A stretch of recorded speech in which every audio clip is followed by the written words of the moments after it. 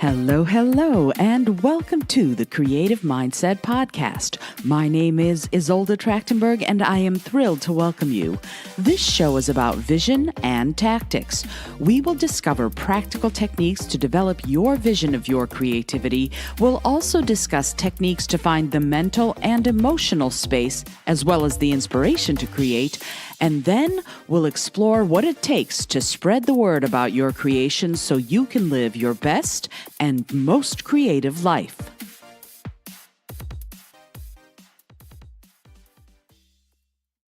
Today's creative life has entailed a deep meditation session that gave me all sorts of great thoughts.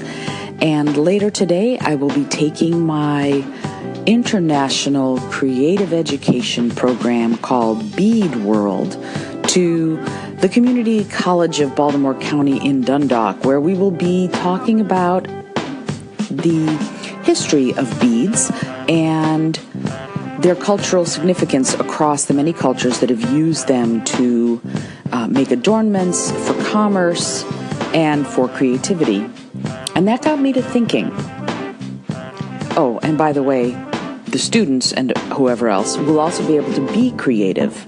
Before I go to what I was thinking, they'll be able to be creative because they'll be able to make their own pieces of art, pieces of jewelry that they get to keep or give as gifts, whatever they want, but they get to be purely creative and design whatever their hearts desire in order to express themselves creatively, just like people have done for millennia. And it's so wonderful for me because I get to help other people be creative, which, as you all know, is one of my prime directives. But also I get to teach them about history and culture and cultures that aren't their own, because the ancient Greeks used beads, people in the Middle East used beads, certainly in Africa and various parts of Africa, people still use beads in trade, and of course all over the world we use it for adornment. But it got me to thinking, if beads were used both for trade and for creativity, what about the idea of artists? Can artists be both creative and I should say, business oriented? In other words, artists, are they always going to be a little bit more mad, a little bit more scattered, more chaotic than non-artists? Or is it possible to be an artist and still be disciplined, punctual, efficient, and good at business?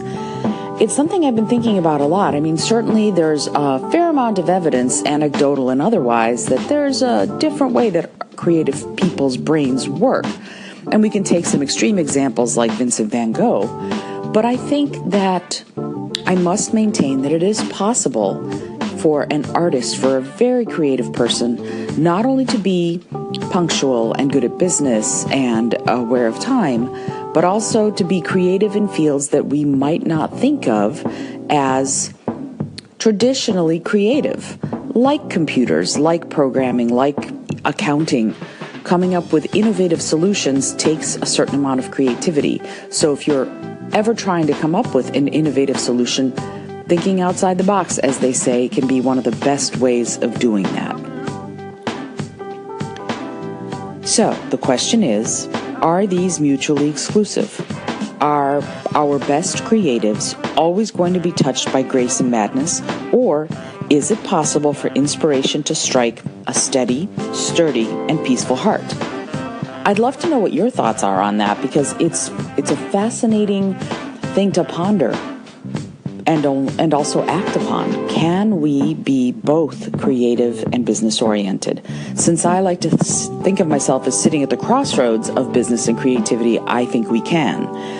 So I want to give you a quote from Gustave Flaubert, and here it is. Be orderly in your life that you may be original and violent in your work. And I love that. And we can think about people like Neil Gaiman, Ursula Le Guin, Bill Watterson, lots of people who are both creative and excellent at business. Now, as part of that, as part of being good at business, creatives have to have tools. We all do. Perhaps you might learn QuickBooks. Perhaps you might make really good use of Google Cal and other forms of tech. or a written journal that will help you stay on track for all the things that you need to do. I have my I call it the C-Zone Journal, which is all about getting yourself prioritized with the projects you're working on. And maybe I'll put a link to a PDF of a blank sheet for you all in the show notes. Anyway, I'd love to hear your thoughts on this. Give me a comment, drop me a line, let me know what you think. And if you like the podcast, consider subscribing. Until next time, I send you all of my love. Thanks so much for joining me today. I really appreciate you being here. Please subscribe to the podcast if you're new, and please tell your friends about the community we're building here. Today's episode was produced by Isolde Trachtenberg and is copyright Isolde Trachtenberg 2019. Today's music was from Kevin MacLeod, Laser Groove, and Ave Marimba, brought to you by Creative Commons License 3.0. As always, please remember this is for educational and entertainment purposes only. Past performance does not guarantee future results, although we can always hope. Until next time, I send you all of my love.